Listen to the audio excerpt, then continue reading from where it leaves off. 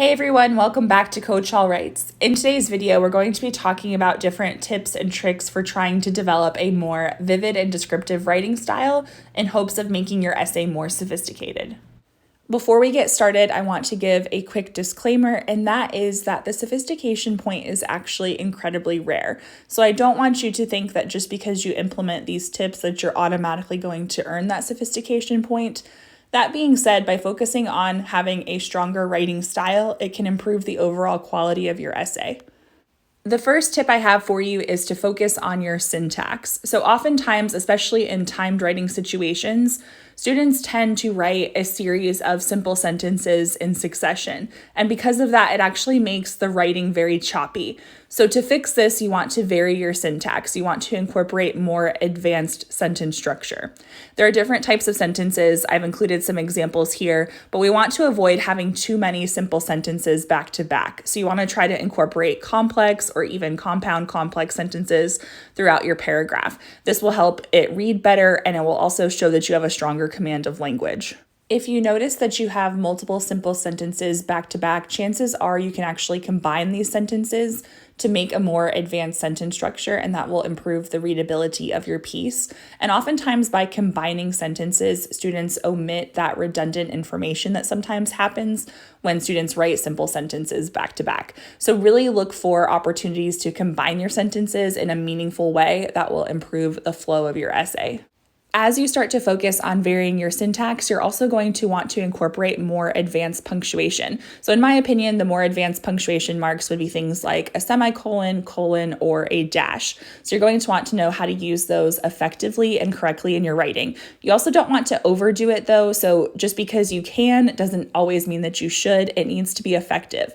So for a semicolon, you can use that to join two independent clauses. Those clauses must be related though, so you're joining two complete sentences.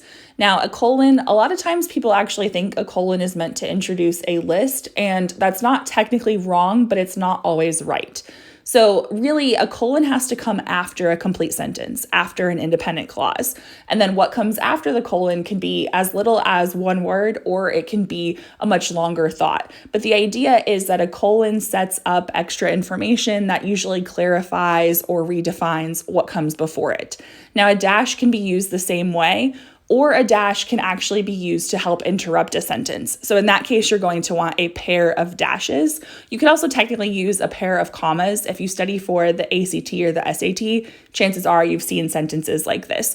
So the idea here when you interrupt a sentence is that whatever is interrupting the sentence, if that was removed, then the sentence would still have to read correctly. That's how you know that the dashes or commas are used correctly. Becoming comfortable with these different types of punctuation takes practice. So one of the things that I encourage my students to do is I encourage them to try to use a semicolon, a colon, or a dash in some of their in-class assignments. Don't wait until a timed essay to try to experiment with this. As you work on incorporating more advanced syntax and punctuation, you also want to focus on your word choice. And the first thing you need to do is focus on omitting lower level words. So words like good, bad, thing, really, very. These words are imprecise and they detract from the quality of your essay. The next step is to then focus on adding in appropriate words. So focus on adding in precise adjectives and adverbs to help convey what you're trying to say. You also want to avoid lower level verbs such as says, shows, or uses. Instead, choose more rhetorically accurate verbs. You also want to incorporate verbs like highlights, suggests, illustrates, because these can lead to more meaningful commentary. A strong essay is also going to have a strong line of reasoning, and one way to improve your line of reasoning is to focus on your transitions. There are two types of transitions you need to focus on, those within a paragraph and those between paragraphs. So for within a paragraph, you want to focus on transitions between your layers of evidence and commentary, and between paragraphs, you really want to focus on having effective topic sentences.